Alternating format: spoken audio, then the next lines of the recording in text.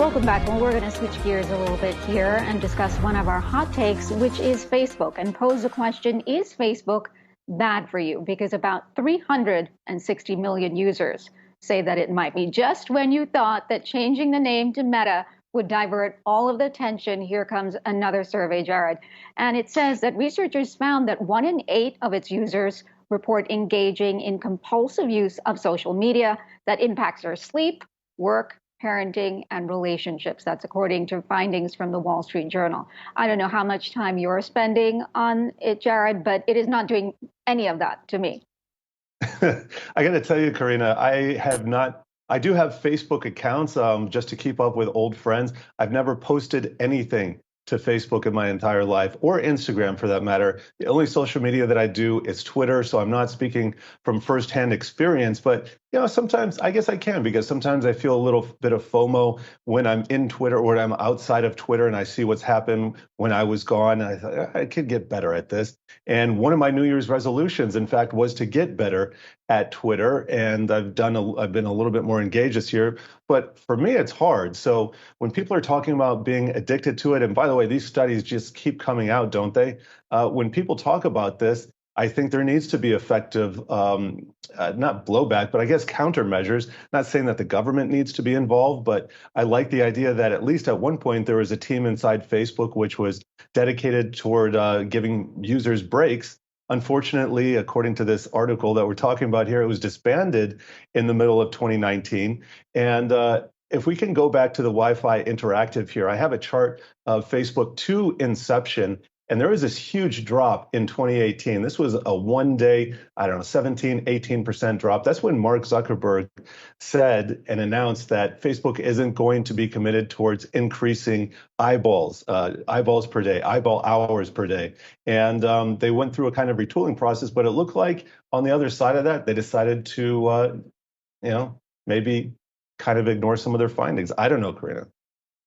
Yeah, and then, they said they are trying to implement some changes as well, Jared, right? I think in this report, they said optional features were being implemented, suggesting that maybe you take a break from social media for some time, and then limiting those notifications as well, which is what actually makes me turn to Facebook and many other forms of social media, is that, I don't do it on my own, but every time I get a notification, you sort of turn your attention to find out what's going on.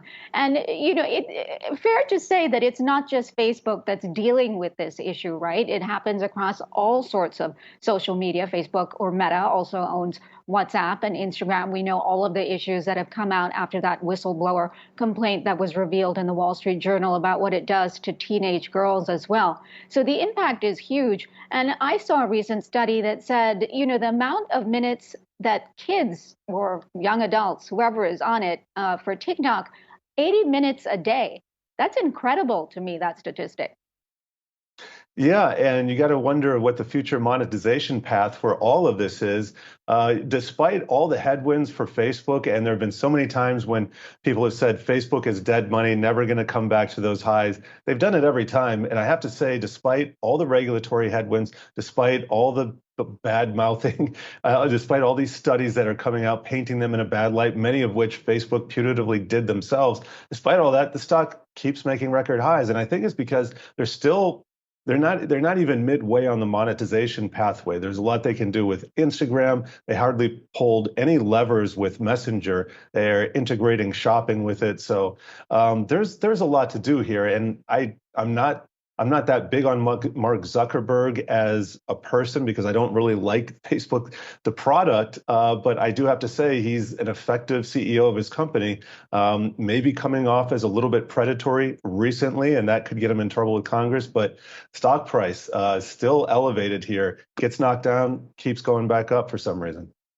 Yeah, it just keeps going up. It's interesting to see why, but it is a concern for a lot of people, especially parents out there, particularly with the Instagram, news that came out, and Facebook really saying that, they're trying to sort of handle the situation. But a lot of the people who are on this platform themselves say they don't have an addiction. They're not addicted to it, even though many of them, about 10% of users, say that they exhibit the behavior. They say that their productivity is affected. They can't complete tasks. They'll push off dealing with family matters. That never happens to me. I'm always there. I'm never on social media when I should be speaking to my child.